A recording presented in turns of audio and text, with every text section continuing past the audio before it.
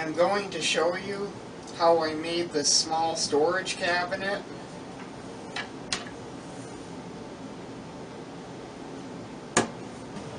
The first step is to cut the boards to length with a miter saw.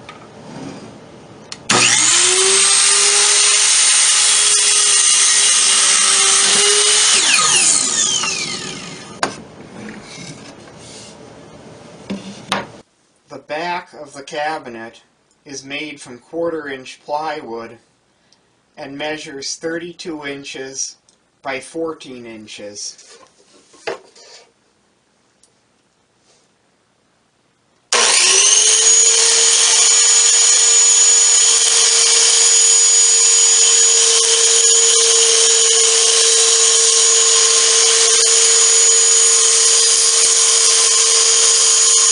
The 1x4 pieces that are needed for the cabinet are 10 32-inch pieces and 9 12.5-inch pieces. I'm going to be using pocket holes to join the boards together, and to make the pocket holes I use my Kreg pocket hole jig, which I just align to my mark on the end of the board and clamp in place. Then I take my drill bit, which has a stop collar already set up for drilling into 3/4-inch thick wood, and I drill the pocket hole.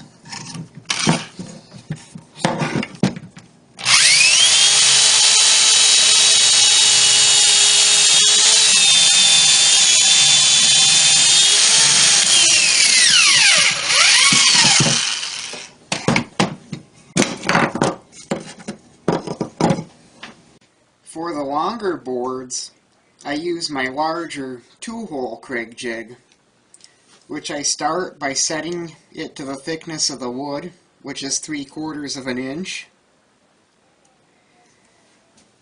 and then I align it with my mark and clamp it on.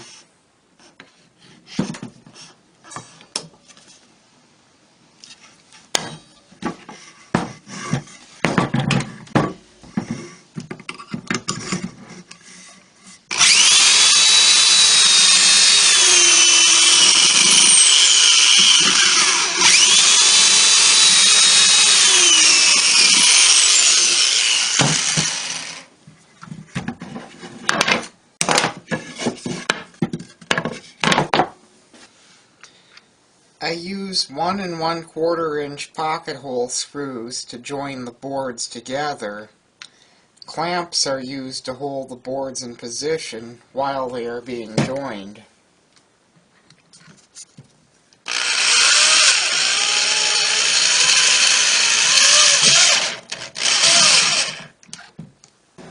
To fill in the pocket holes, I'm going to be using these pocket hole plugs.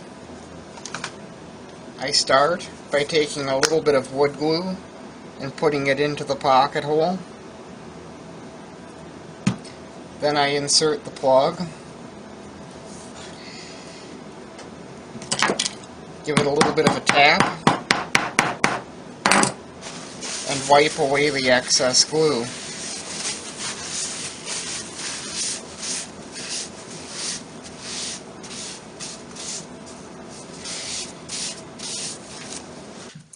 Now I use a belt sander to sand down the pocket hole plugs.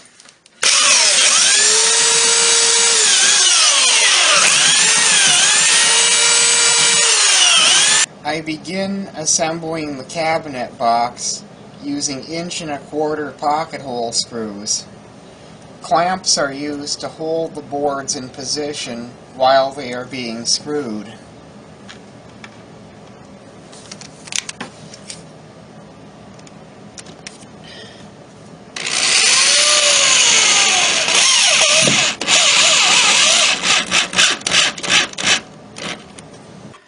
To install the shelf, I first created spacers from scrap wood that are the same height as the shelf is going to be, in this case 14 7/8 inches. It goes bottom 14 7/8 inches shelf, another 14 7/8 inches, and then the top. That puts the shelf precisely in the middle. Once I got the shelf where I wanted it, I used clamps to hold it in place. The shelf is anchored using 1¼ inch pocket hole screws. The plywood cabinet back is clamped in position and anchored in place using 7/8 inch brass twist nails.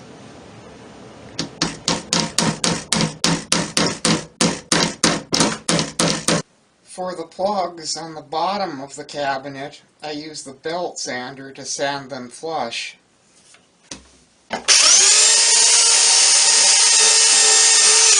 For the plugs inside the cabinet that are harder to reach with the belt sander, I'm using my new detail sander.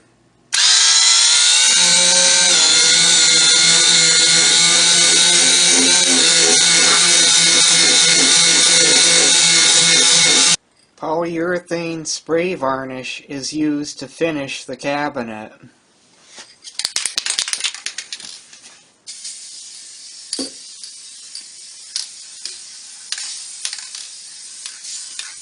After the varnishing is complete, steel wool is used to buff the surface.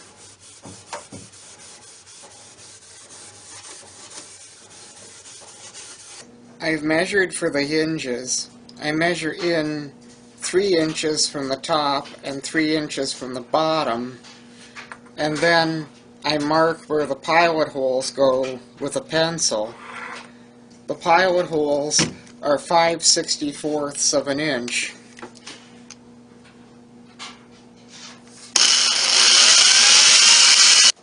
I tighten the hinges in place using the screws provided with them.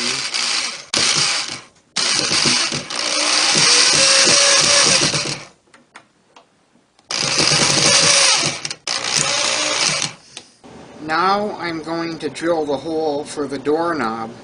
What I did is I measured half the height of the door, which is 16 inches, and then I measured in 1 inch from the edge.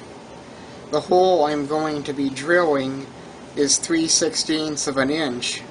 These boards are here to prevent me from drilling into the boards below.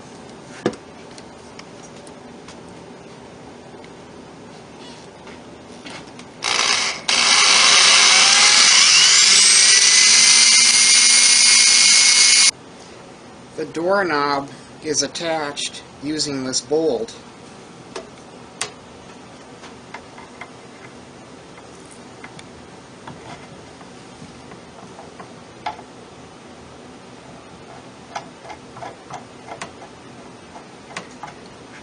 And it just goes on hand tight.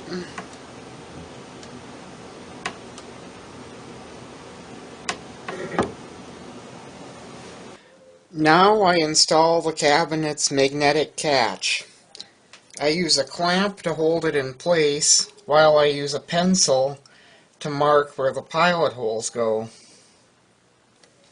The pilot holes used for the magnetic catch are 5/64 of an inch.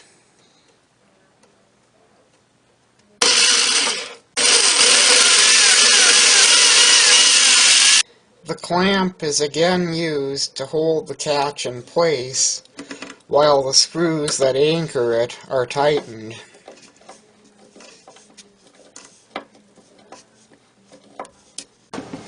I already measured and marked for the pilot holes for the metal catch plate in the door, and now I will drill them.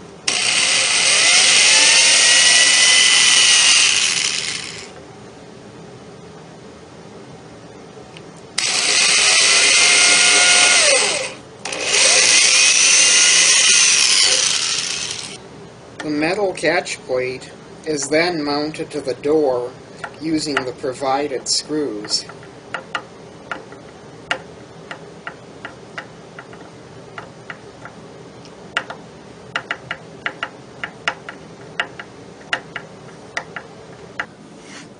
I'm going to put casters on the bottom of the cabinet. I've already measured and marked for their placement. 1.25 inches in from each side, and then 1 inch in from the front or back. I've marked for the pilot holes, which are going to be 1/8 inch. I've placed some tape on the drill bit so that I don't accidentally drill the holes too deep and go through the wood.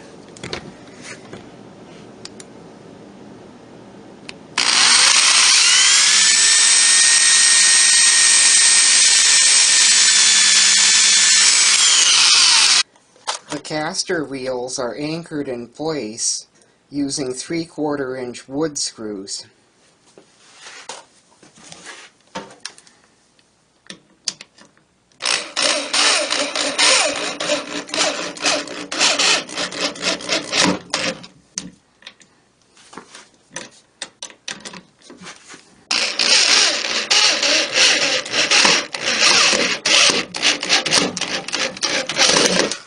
This is the completed cabinet.